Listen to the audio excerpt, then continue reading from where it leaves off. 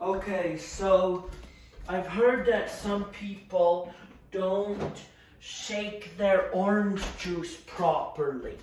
So I'm going to teach you how to shake your orange juice properly.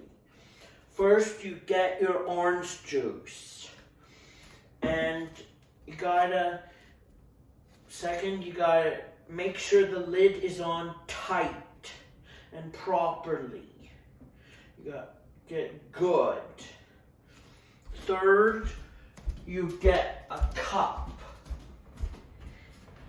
Like this one. This is a good size for a snack type drink. Now, I don't know what number I'm on right now, but anyways, this is what you do when you shake it.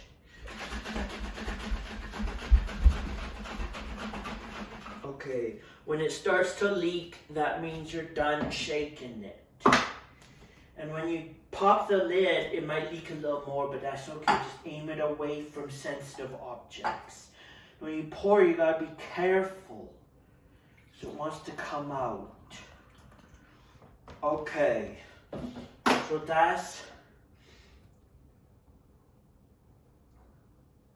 how you pour and shake your orange juice.